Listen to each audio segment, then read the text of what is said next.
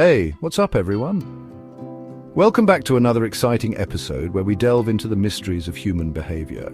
Today we're diving into the fascinating world of deception and how you can become a human lie detector. It's a skill that can be incredibly useful in both personal and professional settings. Forget about polygraphs and brain scanners. They're often unreliable and inadmissible in court. These methods can be easily manipulated and don't always provide accurate results. Instead, let's talk about a new approach that's all about language analysis. This method focuses on the words people use and how they structure their sentences. So how can we tell if someone is lying just by listening to them? It turns out our language can reveal a lot more than we think. Well, liars tend to use less self-reference. They often avoid talking about themselves directly. They prefer third-person pronouns and avoid words like I or me.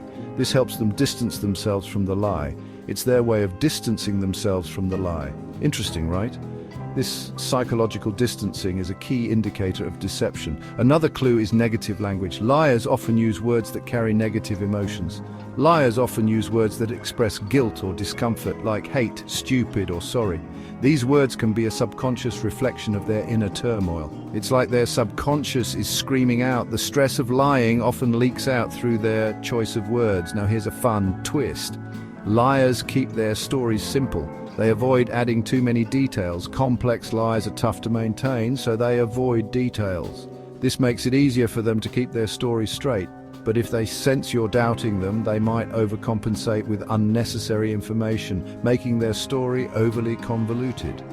This over-explanation can be a red flag. Let's break it down with a couple of real-world examples. Remember Lance Armstrong? His case is a classic example of how language shifts when someone moves from lying to confessing. When he finally admitted to doping, his language shifted dramatically. He started to use more personal pronouns and emotional language. He started using more self-references and emotional language, showing the psychological shift from lying to confessing. Then there's John Edwards. His case also illustrates this shift. Initially, his denial of paternity was long-winded and avoided naming the child. This evasiveness is a common trait among liars, but when he confessed, his words were concise and direct. The change in his language was striking. The difference is striking and tells you a lot about the psychology behind his words. This shift from complex to simple language is a key indicator of truth-telling. So, how can you apply this in everyday life? Whether you're talking to a friend, a colleague, or even a stranger, these tips can help you gauge their honesty.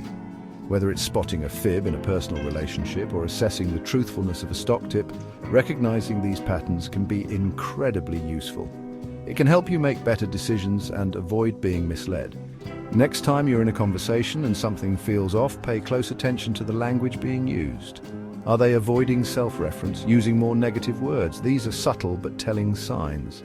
Simplifying their story or overloading it with details. Both can be indicators of deception. The key is to look for inconsistencies and overcompensation. These subtle cues might just reveal the truth. By becoming more aware of these patterns, you can become a more discerning listener. All right, folks, that's it for today's deep dive into the psychology of deception. I hope you found these insights as fascinating as I do. If you enjoyed this video, don't forget to like, subscribe, and hit that notification bell for more intriguing insights. Your support helps us bring you more content like this. Until next time, stay curious and keep exploring the fascinating world of human behavior.